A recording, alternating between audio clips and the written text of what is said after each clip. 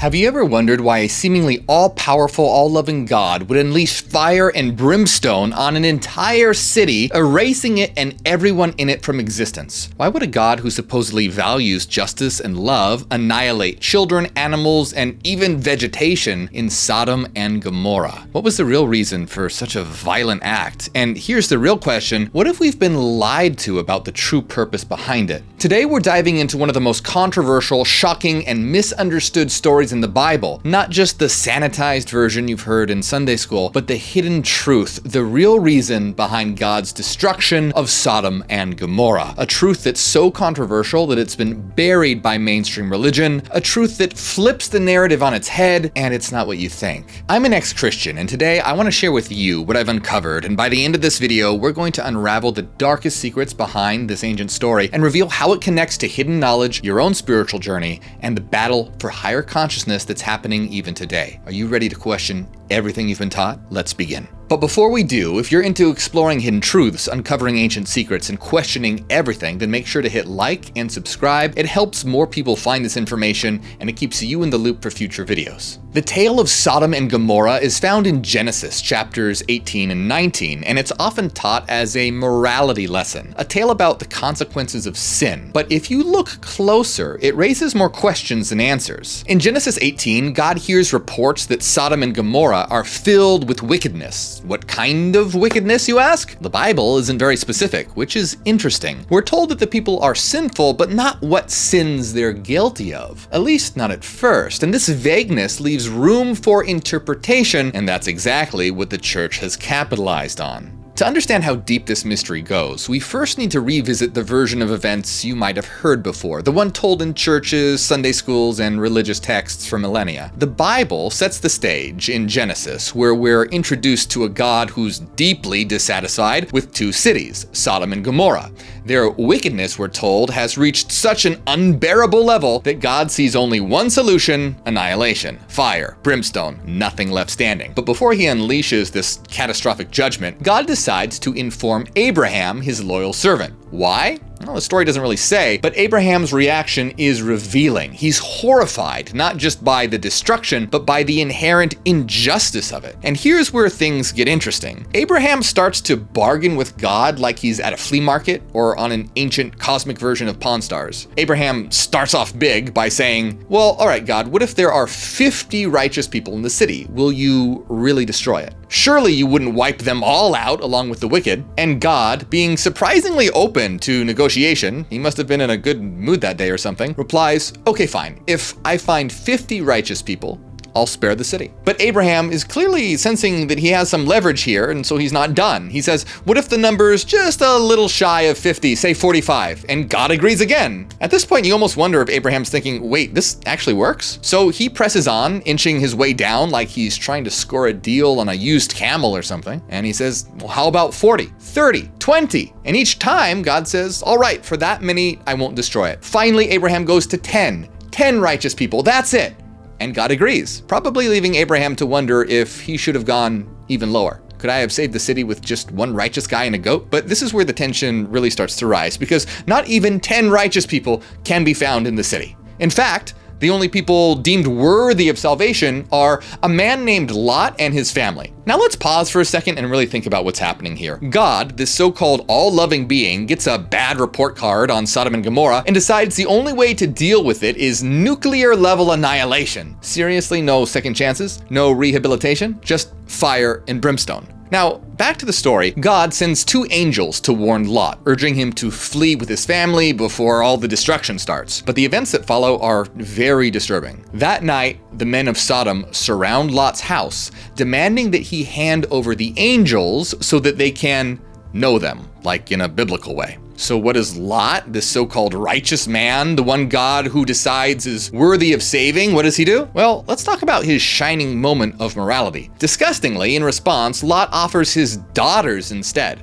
saying, do whatever you want with them, but don't harm my guests. Yeah, you heard that right. Lot, the righteous man chosen by God, offers his own daughters to a violent mob. This man is the supposed moral hero of the story. Think about how gross that is. Really stop and let that sink in. A father sacrificing his daughters to protect complete strangers. And this is the good guy that God saves? Well, the angels intervene, striking the mob with blindness and ordering Lot and his family to get out of there. But there's a catch. They must not look behind them. And as they run, fire and brimstone rain down from the heavens, obliterating Sodom and Gomorrah and everything in them. Genesis 19:24-25 says, "Then the Lord rained down burning sulfur on Sodom and Gomorrah from the Lord out of the heavens. Thus he overthrew those cities and the entire plain, destroying all those living in the cities, and also the vegetation in the land." So he doesn't just annihilate the adults, he obliterates the kids, the animals, and even the damn trees. What did the trees do? Provide shade for sinners? This wasn't judgment, it was total annihilation. What kind of a loving God does this? And if that wasn't enough, consider Lot's wife. Probably overcome with grief, she glances back and is instantly turned into a pillar of salt. First of all, salt?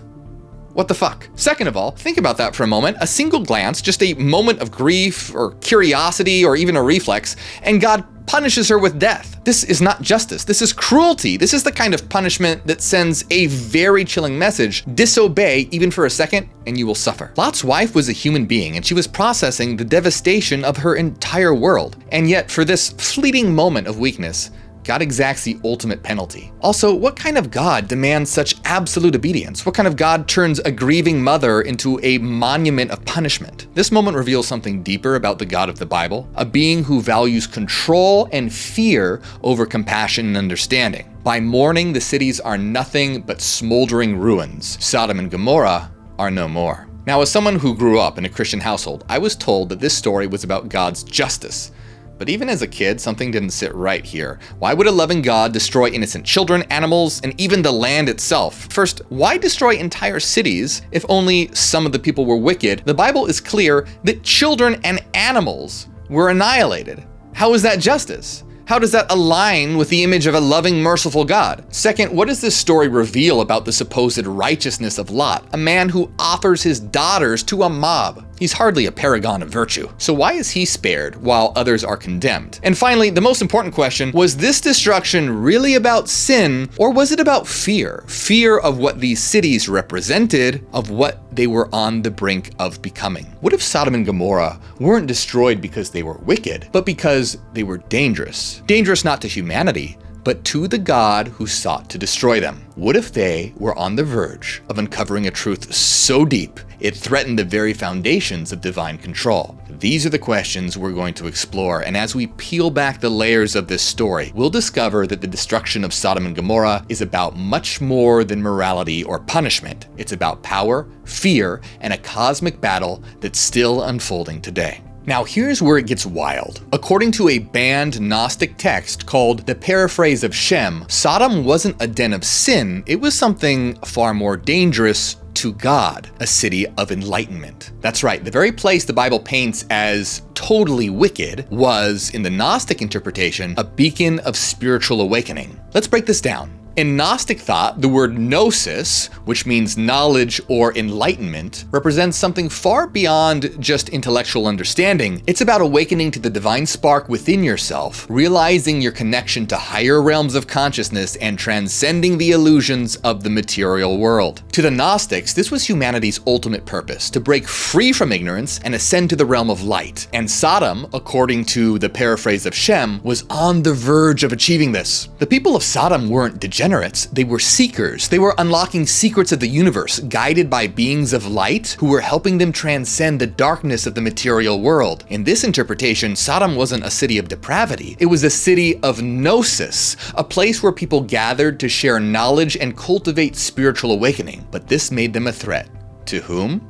To the God of the Bible, the one the Gnostics called the demiurge. According to Gnostic belief, this God wasn't the ultimate divine being. He was a false god, a tyrannical ruler who sought to keep humanity trapped in ignorance. He created the material world not as a gift, but as a prison. And when the people of Sodom began to realize the truth that they were divine beings capable of escaping his control, the demiurge acted swiftly and brutally. The destruction of Sodom, then, wasn't an act of justice, it was an act of suppression. It was the demiurge's attempt to snuff out enlightenment before it could spread. Now here's the shocking part. If we compare the two versions of God, the one in the Bible and the one in Gnostic texts, it becomes clear that they're not the same. The biblical God is usually considered a righteous judge, punishing the wicked and rewarding the faithful. But what do the Gnostics see in this God? It's a whole different story. The Gnostics saw the God of the Bible as a jealous, insecure ruler, a being who traps souls in the material world, wipes their memories, and punishes them for seeking knowledge. He's not a creator of love and freedom, he's a jailer of souls, obsessed with maintaining control. Think about it. In the Garden of Eden, this same God forbids Adam and Eve from eating from the tree of what? Of knowledge.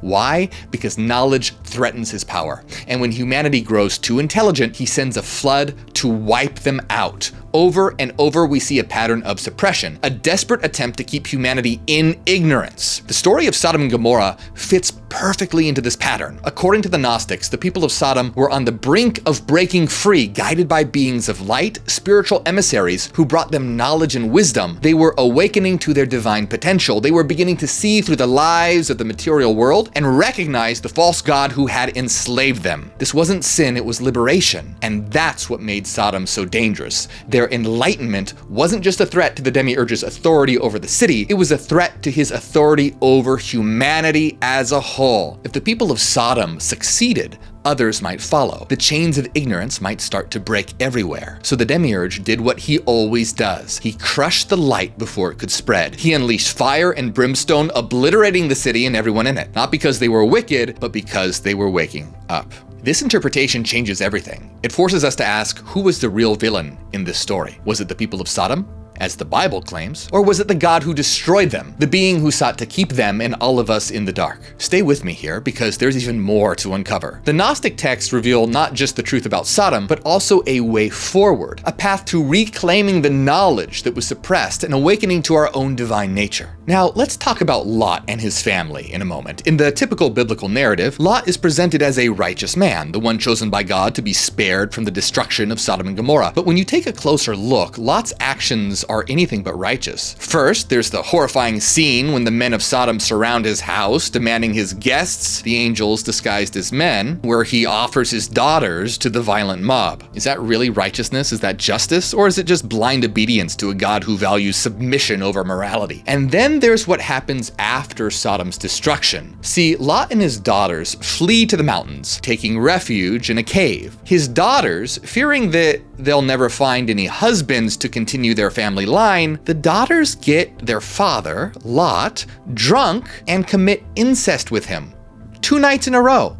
Without his consent, he was completely passed out, which results in both of them becoming pregnant by their own father. Now, hold on here for a minute. This is the family that God deemed worthy of saving. A man who offered his daughters to a violent mob. Daughters who later get their father in a drunken stupor so that they could have their way with him without his consent. And these are the righteous ones? These are the people who were spared while children and animals and bystanders were incinerated in Sodom? Now, incest is also pretty common in the Bible, by the way. Do you ever wonder who Adam and Eve's offspring hooked up with when they became adults? Yeah, well, this part of the story forces us to ask an important question. What does this God really value here? The narrative seems to glorify blind obedience. Lot's willingness to follow God's commands at any cost over any sense of morality or justice. Is this really the kind of righteousness that we should aspire to? Or is it a warning about the dangers of unquestioning loyalty to a higher power, especially one that demands such horrific sacrifices? The Gnostics certainly thought so. To them, this wasn't a story about divine justice. It was a story about control, about a God who rewards submission and punishes anyone who dares to question him. Now you might be thinking, what does this have anything to do with me? These are just old stories, right? But the truth is, this isn't just about Sodom and Gomorrah. It's about a much larger battle, a battle that's still happening right now. The battle between light and darkness, knowledge and ignorance, freedom and control. Ask yourself, who benefits when we remain ignorant? Who gains power when we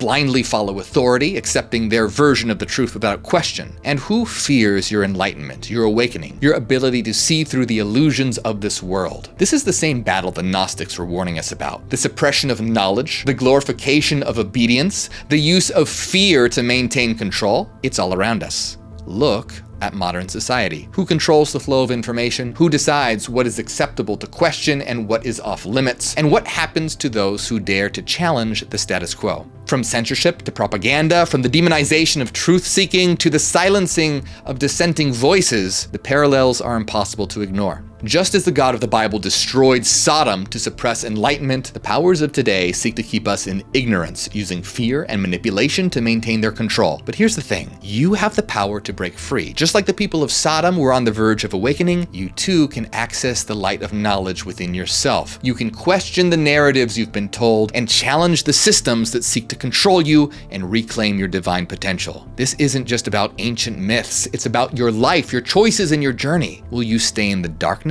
accepting the stories handed to you without question, or will you seek the truth, no matter how uncomfortable it might be? The battle between light and darkness isn't over, it's happening right now and getting stronger in every corner of our world and in every corner of your mind. The question is, which side will you choose? Knowledge or ignorance? It's time to answer the question we started with. Why did God really destroy Sodom and Gomorrah? Well, according to the Gnostics, the real reason wasn't sin, it wasn't about wickedness or morality, it was about fear. Fear of a humanity that was on the brink of discovering its true divine nature, fear of a city that no longer needed to bow before him, fear of enlightenment, a light so powerful it could expose the lies of a jealous, insecure ruler. The people of Sodom were on the verge of realizing that they didn't need the God of the Bible, that they were divine beings capable of transcending the material world and the prison of ignorance he created. Now this changes everything, doesn't it? It forces us to re-examine not just this story, but every story we've been told about God, religion, and morality. What if the goal of these stories wasn't to guide you to God, but to keep you from becoming God? What if you've been taught to fear your own power, your own divinity, because awakening would make you uncontrollable? That's the real revelation of Sodom and Gomorrah. It's not just a story about ancient cities, it's a warning about the forces that fear your enlightenment and a call to claim the power that's already within you. Now, it's important to remember that these stories are not literal. They're metaphorical. They're symbols, myths that are crafted to convey deeper truths. But like any powerful story, they can be used in two ways, for control or for liberation. The church has, for a long time, used the story of Sodom and Gomorrah to instill fear and to enforce obedience and maintain control over its followers. It's been a tool of suppression wielded to keep people from questioning or seeking their own truth. But the Gnostics saw something different. They saw this story as a metaphor for liberation, a warning about the forces that fear your enlightenment, and a call to awaken the divine spark within yourself. The choice is yours. Will you let this story be a tool of fear, or will you use it as a guide to freedom? I want to talk about one more thing here, and that's Lot's wife. She disobeys, she looks back, and what does this God of control do? He turns her into salt. But here's the thing, in esoteric thought, salt is actually a symbol of transformation. Because salt is a beautiful crystal, it actually represents spirit within matter. So salt represents bringing divinity into yourself. Salt purifies, it preserves, and gives flavor to life. Jesus even says to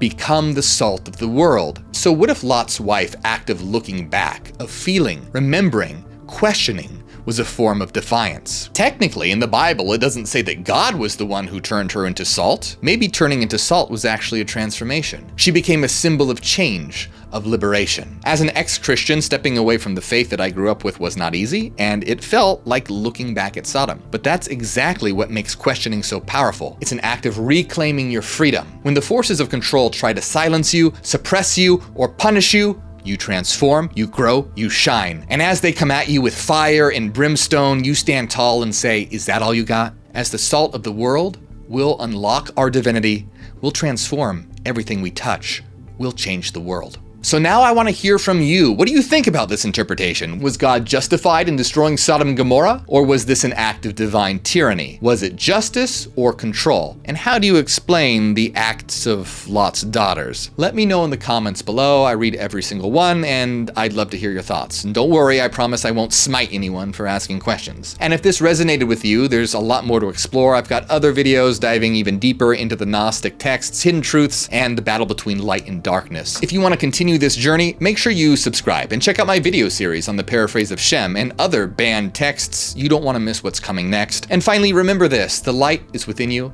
It has always been within you. You just have to claim it. The choice is yours. Ignorance or enlightenment, darkness or light, only you can decide. Until next time, stay curious, stay bold, and stay in the light.